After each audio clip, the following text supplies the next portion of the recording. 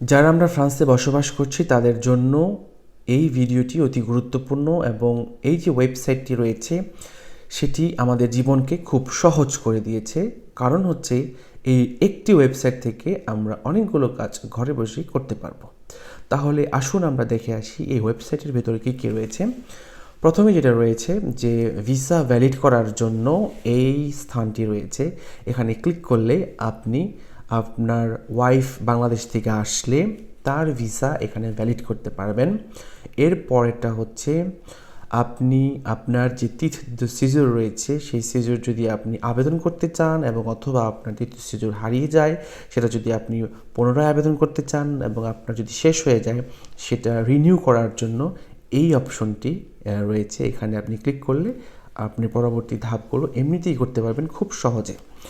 এরপরে হচ্ছে খুব ইম্পর্ট্যান্ট একটা জিনিস, সেটা হচ্ছে যে আমরা যখন বাংলাদেশ থেকে বা পৃথিবীর অন্যান্য দেশ থেকে ড্রাইভিং লাইসেন্স নিয়ে আসি উইদাউট ভিসা অথবা আমাদের এদেশে একটা নাম্বার থাকে, আমরা যে দেশে যখন আসি তখন আমাদের প্রতিটা ব্যক্তির একটা অথনজা নাম্বার থাকে, মানে বিদেশি হিসেবে নাম্বার থাকে।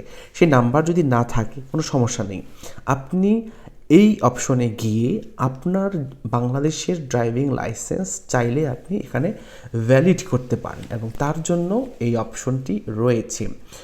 অপরদিকে আপনি যদি ফ্রান্সে বেশ অনেক বছর ধরে থাকেন এবং আপনি চিন্তা করছেন যে আপনি ফ্রান্সের নাগরিক হওয়ার যোগ্য, আপনি আবেদন করতে চান, আপনি এখানে গিয়ে আবেদন করতে পারবেন। এবং সেই সাথে এখানে অথরাইজেশন দ্য থাওয়াই, যেটা নাকি খুবই আর একটি গুরুত্বপূর্ণ বিষয়। যারা আমরা এই দেশে কাজের অনুমতি নেই তারা আমরা কীভাবে কাজের অনুমতি পাবো তার জন্য এখানে একটি অপশন রয়েছে।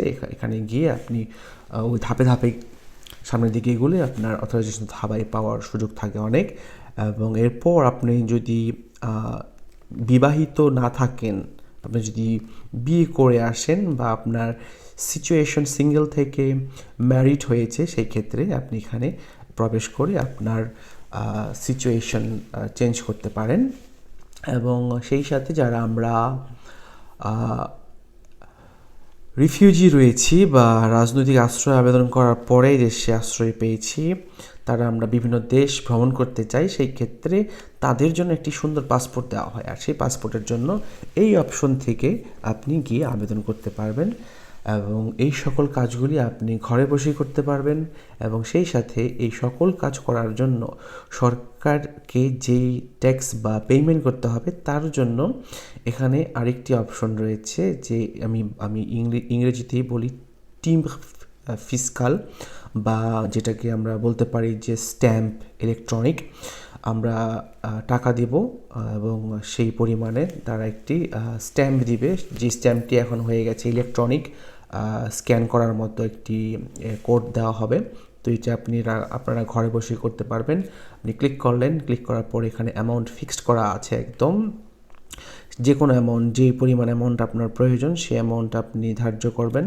করার পর আপনি নেক্সট যাবেন, সুইভং, নেক্সট যাওয়ার পর এখানে আপনার ইমেল অ্যাড্রেস দিবেন 2 বার এবং আপনি ভ্যালিড লো পেইমো, এখানে আপনি ভ্যালিড করলে আপনার পেমেন্ট অপশনে আপনাকে নিয়ে যাবে।